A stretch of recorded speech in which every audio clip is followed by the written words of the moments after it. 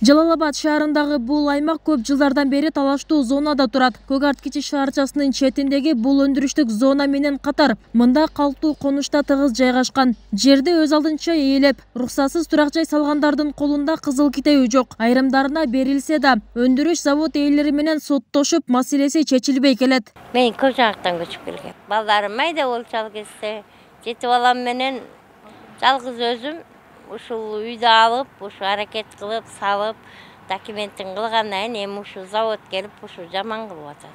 Эми элге чечилсе деп отурабыз, эл чечилет деп ушунча бир айыл элди бир завод жок кыла алабы, бир завод жок кылса, анда билбейм анан. Анда биз жашабай деле койсок болот. Жалал Абад мэриясы да бул талаштуу зона боюнча сүйлөшүүлөрдү жүргүзүп жатканын айтышат. Калаада болжолдуу 1500дөй кожолуктун үй документтери жок. Президенттин демилгеси менен шаар аймагындагы жалпы 103 гектар жер аянты трансформацияга берилүү алдында турат. Анын 70 гектары Тайгараев аймагына караса, калганы жогорудагы өндүрүштүк зонага жакын аймактар.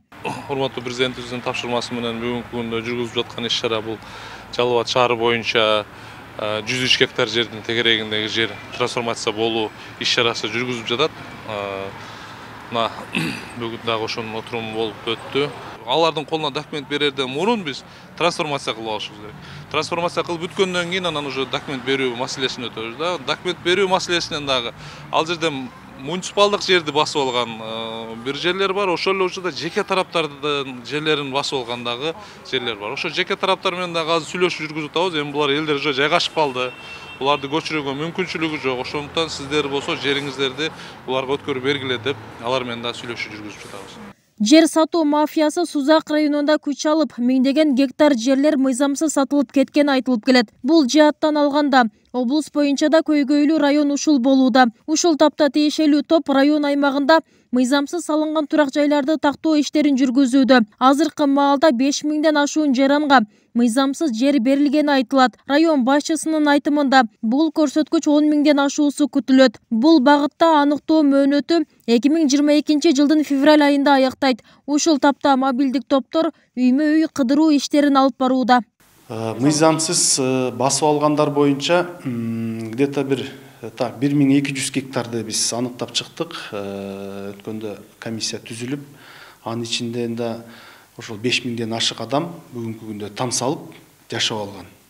Жаңы мыйзам каралып атат. Кече жакында эле жер агенттигинин директору келип кетти бизге. Ушул мыйзамсыз басып алгандардын трансформация маселеси ушул жакын арада чечилет, жогорку кеңешке салынып, жаңы мыйзам менен берилет экен да. Биз ошону тактап берип атабыз. Азыр госрегистрдин кызматкери менен айыл башчы, айыл өкмөттөр ар бир көчөгө түшүп, мындан сырткары райондо ар кандай себептер менен үйүнө кызыл китеп албай жүргөн 5000ге жакын жаран катталган. Мындан сырткары паспорту жок жарандарга да документ жасатуу иштери колго алынган. 4152 адамдын кызыл китеби жок болуп аныкталып чыкты да. 74 адамдын туулган тууралуу куәлиги жок, 96 адамдын паспорту жок. Бул туулгандыгы тууралуу күбөлүк, анан паспорт боюнча баягы Өзбекстандан көчүп келген биздин кайрылмандар. Бул боюнча да 20-июнда президенттин указы чыккан.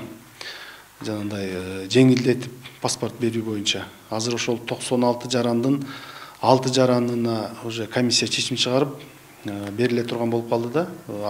Жакын арада берилет.